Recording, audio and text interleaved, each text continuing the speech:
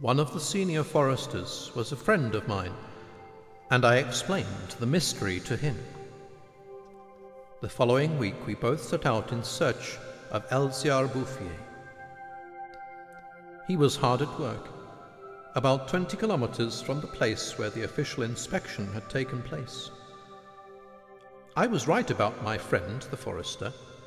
He had always been able to appreciate the important things in life, and he was a man who knew how to keep his own counsel. I offered the shepherd the few eggs I had brought as a present. The three of us shared our lunch and sat for several hours in silent contemplation of the landscape. The slopes we had climbed on the way up were covered with tall trees about 4 times our own height, and I remembered how in 1913 it had looked quite desolate. Regular work in a peaceful atmosphere, brisk mountain air, the simple life, and above all, peace of mind, had endowed this old man with almost awe-inspiring health. He was one of God's athletes. How many more hectares, I wondered, would he cover with trees? Before we took our leave, my friend made a small suggestion about the kind of tree which seemed to suit the soil here. He did not press the point, for the simple reason, he told me afterwards, that this man knows more about it than I do. The thought must have been turning over and over in his mind, for after we had been walking for an hour, he added, "He knows more about it than anyone else in the world. He has found the perfect way to be happy." Thus, not only the forest, but the happiness of Elzéar Bouffier was protected, thanks to this senior forester. He appointed 3 men to the task of guarding the woods and intimidated them to such a degree that they resisted every kind of bribe the charcoal burners could offer.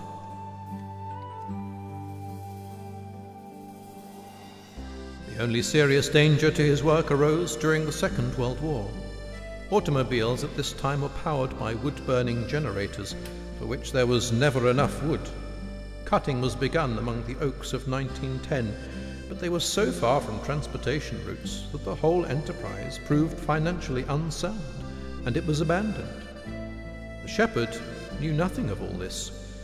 He was 30 kilometers away, quietly going about his business, ignoring the war in 1939, just as he had ignored it in 1914. I saw Elzéar Bouffier for the last time in June 1945. He was then 87. Again I had set out on the road to those barren moors, but now, in spite of the disruption caused by the war, there was a bus which ran from the Durance Valley up into the mountains. I decided it must be because of this relatively speedy means of transport that I could not recognize the places where my walks used to lead me, and it seemed to me that the route was taking us through new territory.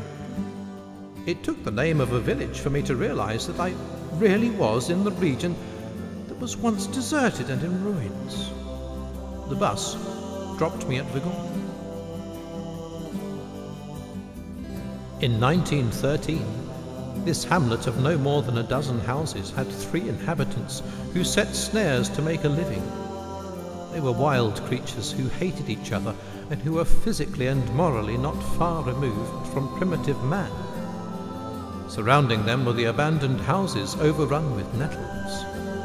They were beings without hope, death their only future, a condition that rarely inspires virtue.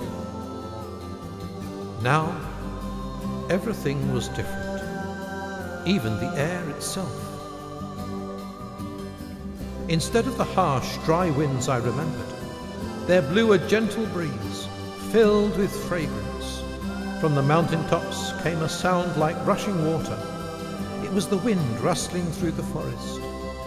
Then, even more astonishing, I heard the sound of real water and saw that a fountain had been built and was splashing merrily. What moved me most of all was that beside it someone had planted a linden tree, now about 4 years old, and already in full leaf. It was the perfect symbol of rebirth. Vergon showed further signs of the kind of labour that can only be inspired by hope, a hope that had been restored. Ruins were cleared away, crumbling walls torn down, and 5 houses rebuilt. The inhabitants of the hamlet now numbered 28, among whom were 4 young families. The new houses, freshly rough-cast, stood in kitchen gardens where flowers and vegetables grew in orderly confusion. It was a place where, from now on, people would want to live. From this point, I continued on foot. The war had not been over long enough for life to reach its full flowering, but Lazarus had emerged from the tomb. On the lower slopes of the mountain, I could see small fields of young barley and rye, and down in the narrow valleys, a few meadows were turning green.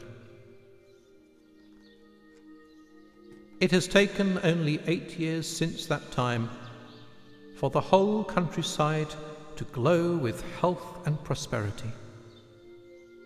Where I had seen ruins in 1913, there now stand clean, freshly plastered farmhouses, evidence of happy, comfortable lives. Fed by the snow and rain which the forests now conserve, dried up springs have again begun to flow, and their waters have been channeled. In the maple groves, each farm has its own fountain, brimming over onto carpets of fresh mint. Bit by bit, the villages have been rebuilt. People from down on the plains, where land is expensive, have come to settle, bringing youth, life, and the spirit of adventure. Along the roads one meets healthy men and women and boys and girls full of laughter. All have rediscovered the joys of a simple country life. Counting those who lived here in the old days, now quite changed by their new life in such peaceful surroundings, and including the newcomers, more than 10,000 people owe their happiness to Elziar Bouffier. And when I consider that the physical and spiritual resources of just one human being were enough to turn a desert into the Garden of Eden, I realize that in spite of everything, humankind is indeed admirable.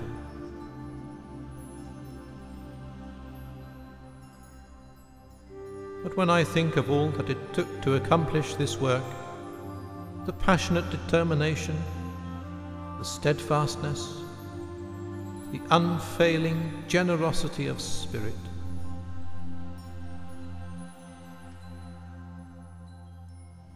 I am overcome with respect for that old, unlearned peasant who was able to carry out such a task worthy of God. Elziar Bouffier died peacefully in the hospice in Vernon in 1947.